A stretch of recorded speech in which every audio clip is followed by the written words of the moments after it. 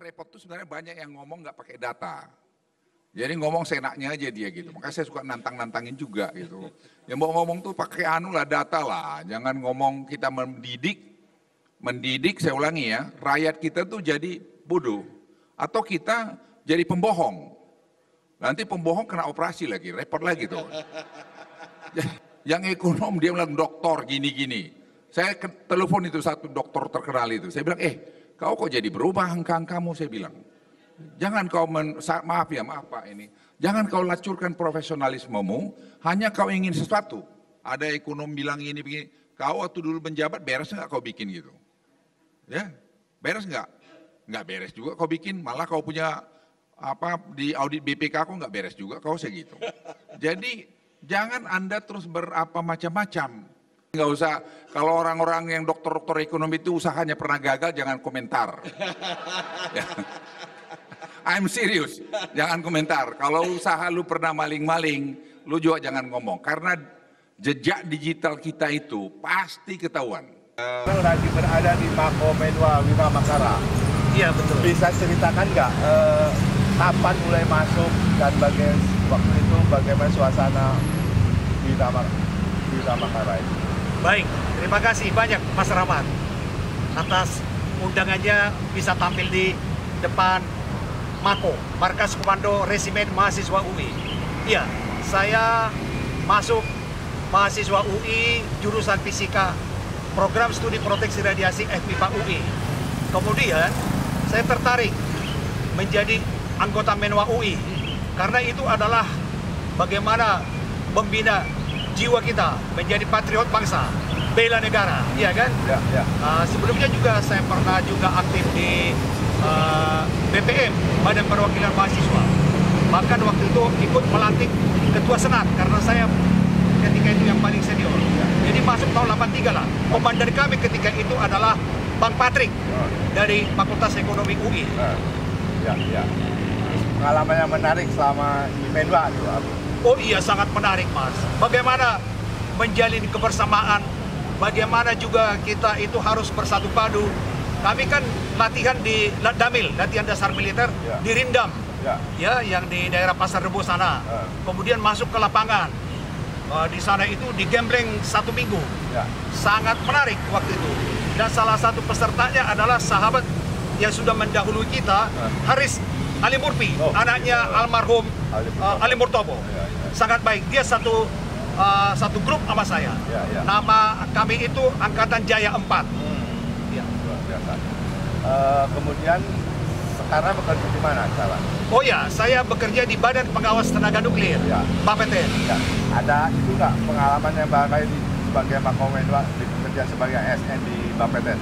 Oh iya, ada.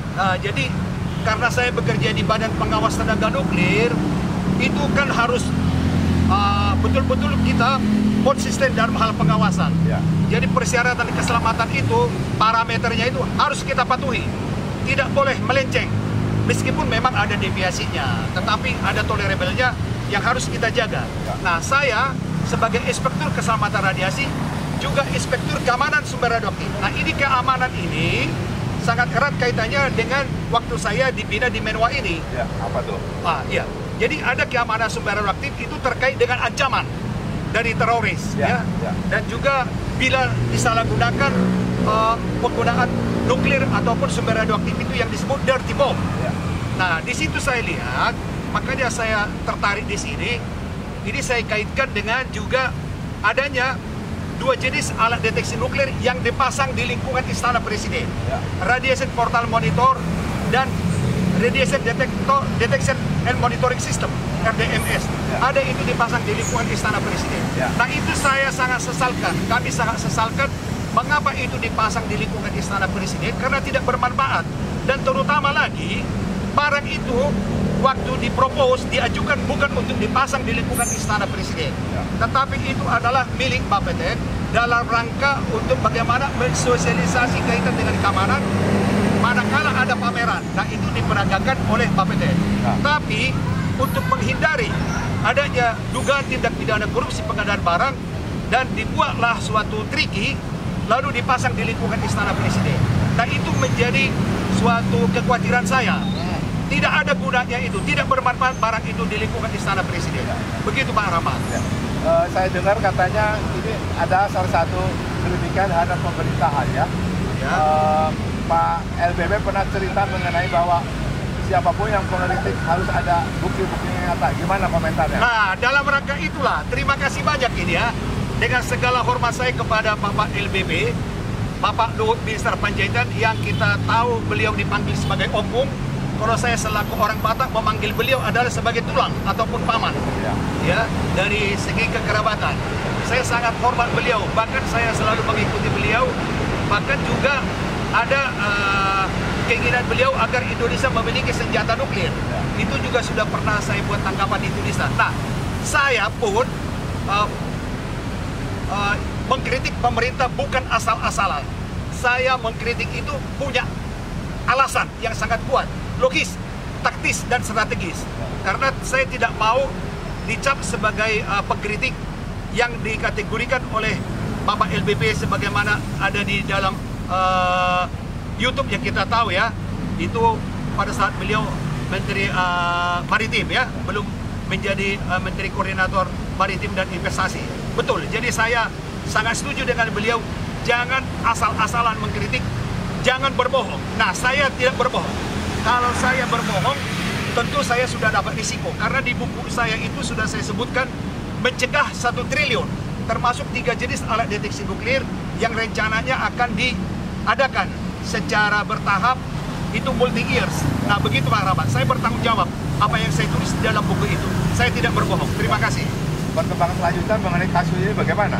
Nah, itu dia, saya pun berharap kepada Bapak LBB ya, agar beliau juga berkenan memberi atensi ya terhadap jeritan hati saya ini. Buku pun sudah saya sampaikan kepada beliau melalui ajudannya. Ya, ada 2 ke ajudannya. Bahkan ketika beliau sebelum menjadi Menko Marves pun sudah beberapa kali saya kontak beliau, saya sampaikan semua bagaimana membangun bangsa ini.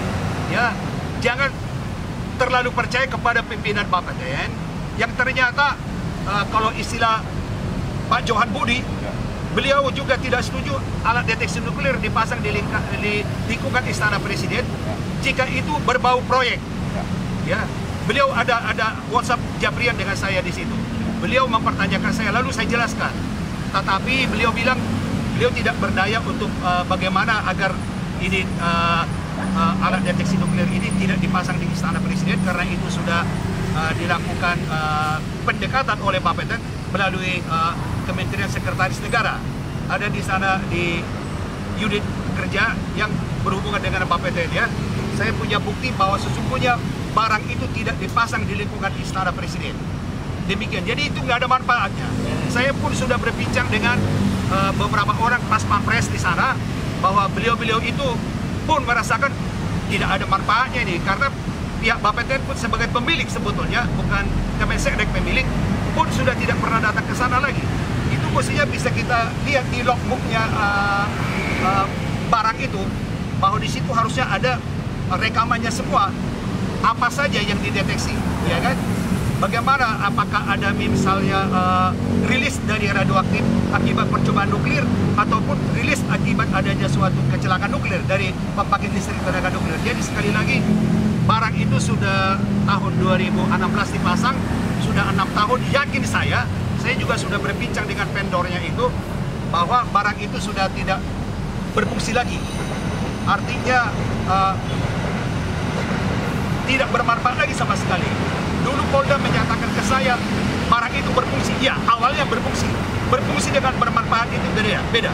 Bermanfaat itu adalah berguna. Kalau sekedar berfungsi tentu, saya pun setuju itu. Tapi tidak bermanfaat. Oleh sebab itu, saya berharap dengan segala hormat ini, agar barang itu ya, dibongkar sajalah, dikembalikan kepada Bapeten. Jangan bahkan menjadi mengurangi harkat dan martabat dari Bapak yang terhormat Presiden. Nah, sekarang pun kita lihat ini, ada G20 di Bali, ya kan? Adakah ancaman dirty bomb? Adakah dipasang di sana RPM? Ketika Bapak Presiden pun pergi ke Ukraina sama Rusia, saya ikuti itu perkembangannya. tidak ada rombongan itu melewati suatu akses RPM, Radiation Portal Monitor, untuk memonitoring apakah ada di sini dirty bomb, apakah ada bahan nuklir yang akan disalahgunakan. Ya. Nah, begitu Pak Rahmat. Ya. Jadi itu termasuk barang yang mubazir dan ada unsur korupsinya ya? Ada, itu ada di pengadaan barang 4 dan 5. Tapi itu harus dipertegas lagi berapa nilainya, karena saya meskipun sebagai pelapor hanya mendapatkan kerugian keuangan negara paket 4 dan 5 itu termasuk RPM di situ ya, itu sekitar 600 juta. Perkembangan terakhir arti itu apa setelah dilaporkan itu ada perkembangan lagi? Nah, sampai sekarang nggak ada lagi, justru itu sudah 2,5 tahun ini sudah tahap penyidikan. Padahal sudah dijanjikan ke saya di bulan Juni 2020 akan gelar perkara di Baris Krim Polri dengan semua pihak yang terkait. Ada Irwasum dilibatkan di situ, ya, ada tim ahlinya, tapi sampai sekarang nggak ada.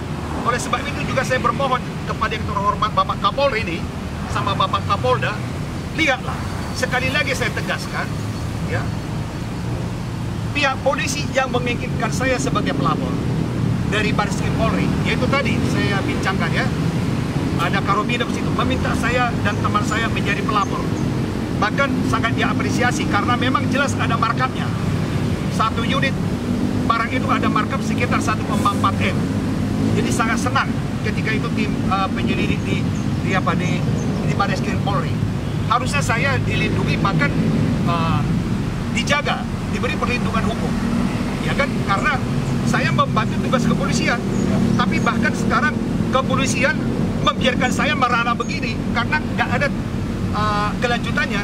Demikian Pak Rahmat. Ya, baik kalau gitu saya doakan semoga ada perkembangan yang lebih positif dan menguntungkan pada Bang. Baik. Terima kasih banyak Pak Rahmat, Mas Rahmat ya. Terima kasih. Ya. Salam komando. Bisa. Bisa. Aslager. Bisa.